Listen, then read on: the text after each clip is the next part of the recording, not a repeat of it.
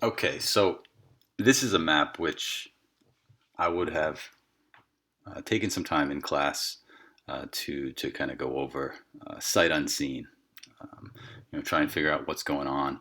I did give you guys the indication that a majority, I shouldn't say majority, a plurality, 40% of people taken from Africa ended up in Brazil as their first place to disembark.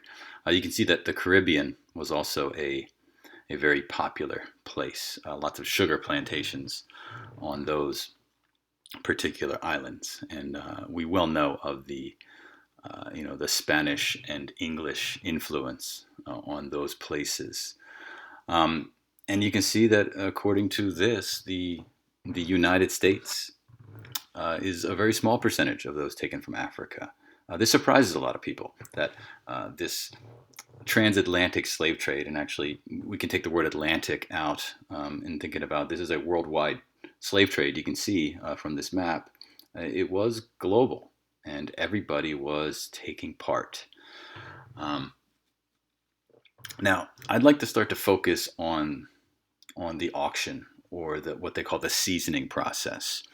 Now, the seasoning process is something I will have you read about from the textbook. It's exactly what it sounds like. It's getting someone ready to be enslaved. And now they would do things like they would have someone who already knows the language to teach them a new language. These people were often called Creoles, people born in the Americas or born in the islands where they are, and teach them the way things are, teach them a language, teach them their job. Um, Now, oftentimes some people are seasoned quickly. Some people take a very long time. Um, it's it's not really something we can pinpoint because every single situation is different, and it's a breaking process. You can break a person psychologically, physically. I don't really want to get into that here, but you can imagine someone being taken from their home, being put on a ship for months, in a hole where you can't even stand up. As some of these primary sources said, you're lying down, fit in like spoons.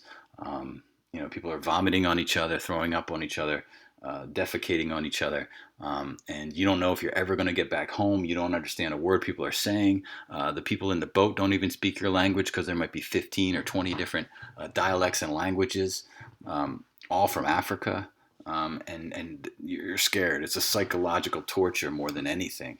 Um, Not to mention the physical torture and the force feeding and the beating and all of that. Um, so you can imagine that some people will break, meaning give in and accept their new life easily, and some people won't. Every situation's different.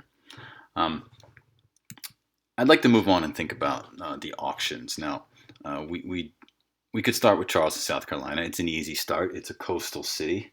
It's in South Carolina, and it is one of the early stops. When I say early stops in British North America. Maybe Jamaica would be the first stop, or Cuba would be the second stop, and then Charleston, South Carolina.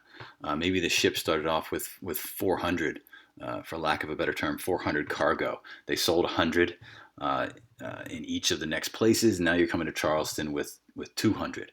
So maybe the best of the best are gone, but still, people would travel from Maryland and Virginia down, um, sometimes down to Charleston to be able to have the pick of the litter.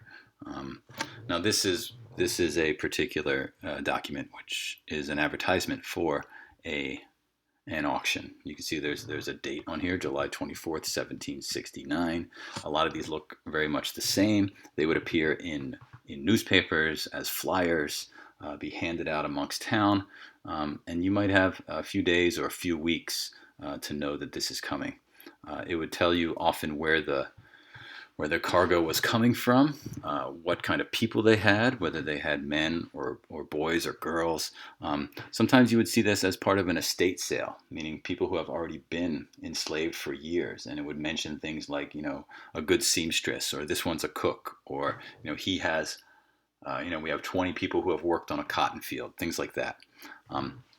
And often the name of the dealers would also appear, as you can see down. And certain dealers would have certain reputations of getting the best from certain places. In this case, you can see Sierra Leone was where this particular advertisement came from. Here's another one from South Carolina. Now, I mentioned this with this guy Henry Lawrence only because Henry Lawrence was the second president of the Continental Congress. Now, the Continental Congress, as we know, is a bunch of delegates from the colonies. It's not the United States yet, and they get together and decide, how it is the colonies should be ruled. And here is Henry Lawrence, and he's also a slave trader, as you can see at the bottom name, Austin, Lawrence, and Appleby. So there's a conflict of interest here. So from the very beginning, here we have, I guess we can use the word corrupt. Although in reading about Lawrence, it is interesting to think that it has been documented that he had some legislation to try and get rid of the slave trade, or at least to have laws and legislation to change it. But we know a lot of people, Thomas Jefferson namely, who would have had the same beliefs, but nothing really got done. I present to you some pictures that might appear in a northern publication. Oftentimes, northern publications would send down reporters and artists to sketch what life might have been like in the South. Sometimes these newspapers or magazines or periodicals would be anti-slavery, so they would have these pictures to depict life in the South, to get people on their side, to donate to abolitionist societies or anti-slavery societies. And I do think it's important to understand that there is a difference between anti-slavery and abolitionism. Anti-slavery is, I don't want slavery in my state. I think slavery is wrong. Abolitionism is, we need to get rid of it everywhere. There's a huge difference. The abolitionists of the time were radical. There were very few of them, even in the North. So these are pictures from a particular auction in Virginia. You can see that they've dressed up the enslaved people in white. If you've ever seen or read Solomon Northup's 12 Years a Slave, that occurs to him to give you a visual. Here's one that appeared in Harper's Weekly. There's a date on this one. I think it says 1861 here in the bottom right. So Harper's Weekly was a publication which would often have fiction stories, some comedy, and some news. I think it's similar to the New Yorker. But here's another. This one I believe is in Tennessee. I think it says down there. I don't really see, but it is kind of another vision of the South for the people of the North. I share with you Atlanta, Georgia, and this particular storefront only because I think it's important to understand that Atlanta is inland. If you drive from Atlanta to Savannah today, it's about 4 hours. I used to live in Atlanta. I think it's 250 miles. And before cars, that's a day or two just to get to Atlanta. So Atlanta being a city, so to speak, inland, it's impressive to see that slave auctions would occur here too, mostly on coastal towns. And Philadelphia is not exempt either.